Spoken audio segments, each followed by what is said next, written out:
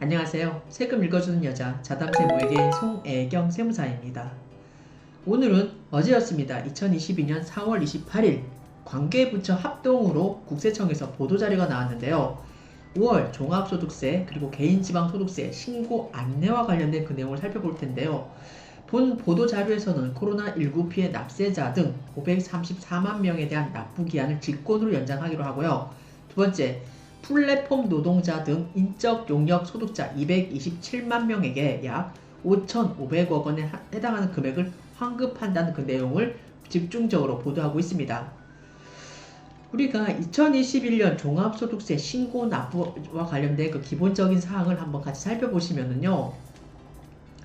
신고 대상은 2021년도에 종합소득이 있는 개인은 2022년 5월 31일 화요일까지 종합소득세를 신고 납부해야 되는데 그 종합소득세 신고 대상자를 한번 예시해서 보면은요. 첫 번째, 사업소득이 있는 경우 하지만 보험 모집이라든가 방문 판매 등 연말정산 사업소득만 있는 경우는 제외가 됩니다.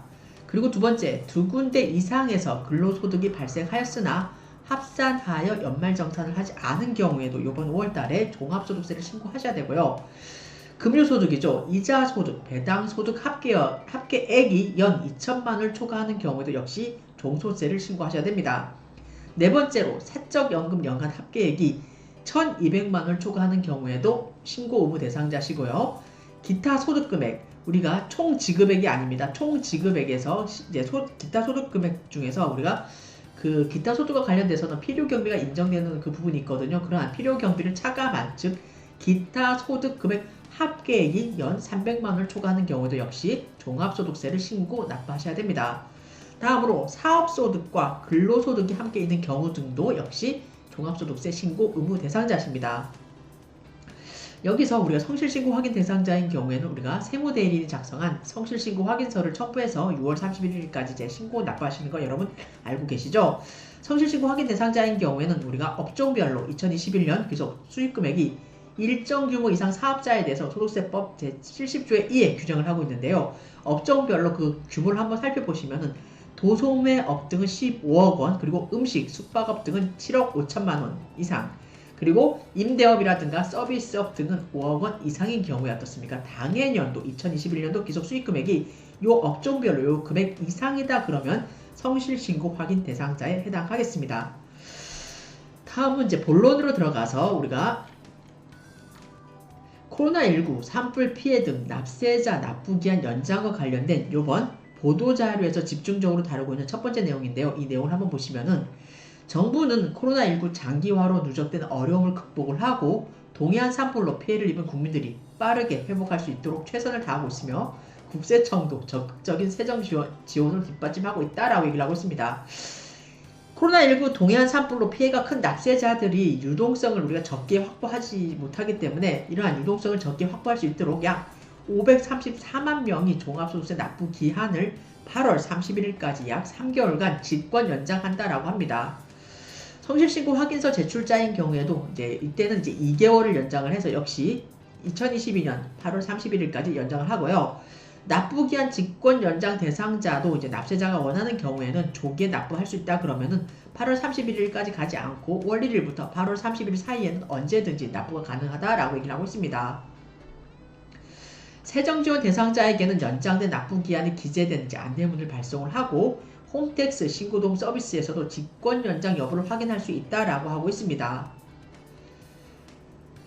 코로나19 산불 피해 세정 지원 대상을 한번 구분을 해서 세 가지로 볼 수가 있는데요. 첫 번째, 손실보상 대상자. 코로나19 방역 조치를 이행하여 관련 근거에 따라 우리가 영업 손실을 보상받은 소상공인, 즉 2021년 3, 4분기 영업 손실 보상을 받은 소상공인에 대해서는 중소벤처기업부에서 대상자를 선정을 하고 있는데요. 이러한 손실보상 대상자에 대해서 역시 납부기한을 연장을 하고요. 두 번째, 특별재난지역 납세자, 즉 동해안 산불로 인해 특별재난지역으로 선포된 울진, 삼척, 강릉, 동해에 주소지를 두고 있는 납세자입니다. 여러분, 사업장이 아니고 개인이잖아요. 그러니까 주소지를 두고 있는 납세자에 대해서 역시 우리가 납부기한을 연장을 해주고 있습니다. 자, 업종이라든가 수익금액 규모와 무관하며 비사업자도 당연히 대상자에 포함된다라고 하니까 특별재난지역 납세자분들께서는 이 사항을 좀 주의해서 보시기 바랍니다. 세 번째로 영세자영업자입니다. 외부 조정 기준 수익금액 미만자, 하지만 전문직이라든가 부동산 임대, 대부업, 금융소득 이제 2천만 원 초과자는 그 제외가 되겠고요. 즉 외부 조정 기준이라 하면 우리가 도소매업 등인 경우에는 6억, 제조업, 음식점인 경우에는 3억, 그리고 임대, 서비스업 등인 경우에는 1억 5천만 원입니다. 이러한 외부 조정 기준 수익금액이 미달하는 영세 자영업자도 역시 우리가 이번 종합소득세 납부 기한이 8월 31일까지 연장이 됩니다. 신청에 의한 연장도 이제 고려를 하고 있는데요. 직권 연장 대상이 아닌 납세자도 우리가 굉장히 요즘 어렵잖아요. 그래서 경영상 어려움으로 기한 연장, 신고 납부를 신청하는 경우 적극 지원한다라고 하고 있습니다. 납부 기한이 직권으로 연장된 납세자는 기한 연장에 따라 우리가 납세 담보를 제공하지 않아도 되는데요. 신청에 의해 기한이 연장된 경우에도 영세 사업자에게는 최대 1억 5천만 원까지 납세 담보 제공 의무를 면제합니다. 다음은 3.3% 원천 징수되는 플랫폼 노동자 등 227만 명에게 약 5,500억 원에 해당하는 금액을 환급한다는 그 내용인데요. 국세청은 원래 처음으로 납부할 소득세보다 종합소득세보다 3.3%된 원천 징수된 그 세금이 많은 우리가 플랫폼 노동자 등 인적 용역 소득자 즉 227만 명에 대한 환급금 5,500억 원을 찾아드린다라고 합니다. 즉 이러한 인적 용역 소득자에는 우리가 잘 아는 배달 라이더, 그리고 한국 강사, 대리운전기사, 개인 간병인, 그리고 목욕관리사 등 서비스업 종사자가 해당이 되겠습니다. 환급 대상자는 단순 경비를 적용 대상인 인적 용역 소득자로서 수익금액이 2020년 기속 2,400만원 미만이면서 2021년 기속 7,500만원에 미달하는 경우, 혹여 다른 경우에는 2021년 기속 7,500만원에 미달하는 신규 사업소득자가 그 대상이 되겠습니다. 계속사업자인 경우에는 2020년 귀속되는 수입금액이 2,400만원 미만이면서 and 2021년 귀속되는 수입금액이 7,500만원에 미달하는 계속사업자인 경우에 환급 대상자가 되고, 두 번째로 신규 사업자인 경우에는 2021년도에 신규로 사업을 개시했기 때문에 당해년도 수익금액입니다. 2021년 귀속 7,500만원 미달하는 신규 사업자는 역시 우리가 이런 업종, 배달 라이더라든가 학원 강사, 대리운전기사, 개인 간병인, 목욕관리사 등에 해당되는 서비스업 종사자인 경우에는 역시 인적 용역 소득자로서 이제 환급금을 찾아드릴 수 있는 그 대상자라고 규정하고 있습니다. 환급 대상자에게는 우리가 5월 2일 월요일부터 환급액, 환급계좌 등록 방법, 세액계산 내역 등이 포함된 그 우편물을요 순차적으로 발송을 하며 5월 1일 일요일부터는 홈택스 등에서 환급 대상 여부가 이제 확인이 가능하다라고 하고 있습니다. 환급 대상자는 국세청에서 안내는 환급금 계산 내역을 확인하신 후에 환급계좌 반드시 본인 명의여야 됩니다. 환급계좌만 등록하면 이제 모든 환급 절차가 완료가 되고요. 특히 이제 신고 기간 동안 운영되는 내비게이션 서비스를 이용해도 편리하다라고 하고 있습니다. 자, 우리가 요번에 신고를 하면서 좀 하나 마지막으로 놓치지 말아야 될 내용이 있는데요. 이 사항을 한번 더 말씀드리고 마무리하도록 하겠습니다. 국세청에서는 이제 실효성 높은 신고도움 서비스 제공으로 성실신고 지원, 이제 성실신고를 적극적으로 지원한다라고 하고 있는데, 성실신고 사전 안내문을 보내드린다는 얘기죠. 이제 주의하시라는 내용인데, 우리가 이제 요번에 종합소득세를 신고를 하면서 이제 많이 놓치는 부분인데, 요 이제 유의할 그 예시 사항만 한번 같이 살펴보도록 하겠습니다. 첫 번째가 인건비 허위 비용입니다. 대표자 친인척 등 특수관계인뿐만이 아니라 출국자라든가 내 국내 온 사람이죠. 출국자라든가 사망자, 미성년자 등에 대한 추가 분석을 통해 허위 비용인지 아닌지를 이제 안내할 예정이라고 하고 있고요. 다음으로 업무 무관 소송 비용입니다. 매입세금 계산서와, 요즘 소송 많이 하나요? 매입세금 계산서와 소송 대리 자료를 분석하여 가사소송 등 업무 무관 비용에 대한 필요 경비를 성실신고 안내한다라고 하고 있습니다. 다음으로 부동산 중개 수수료인데요. 부동산 중개업자들에게 아무래도 요즘 이제 문재인 대통령님 정권 들어가지고 부동산이 많이 폭등을 하다 보니까 이런 얘기가 나온 것 같은데, 부동산 중개업자들에게 중개보수요율표 분석 자료를 활용을 해서 중개수수료 수익금액을 성실신고하도록 이제 안내한다라고 하고 있습니다.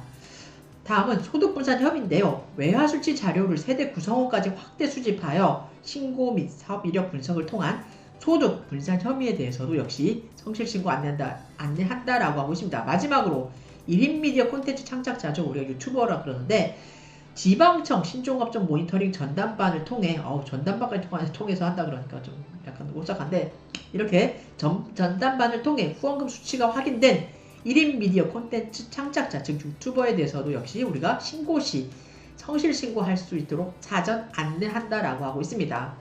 이상해서 오늘은 간단하게 우리가 이제 국세청에서 관계부처 합동으로 이제 보도자료가 나온 내용이 있어가지고 이제 오늘 간단히 살펴봤는데요.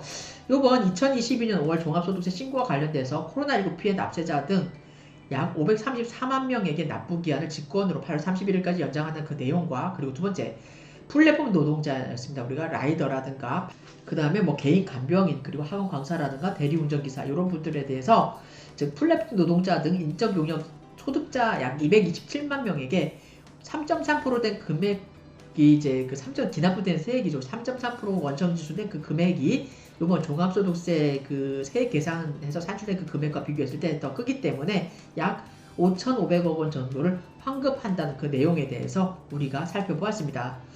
오늘은 이제 이번 다가올 종합소득세 신고와 관련된 그 내용 중에 간단하게 여러분에게 이번 신고 때는 이런 사항이 약간 특출하게 제도가 됐습니다라는 그 내용만 개략적으로 살펴봤는데요. 이상의 내용이 여러분에게 도움이 되었으면 좋겠습니다. 감사합니다.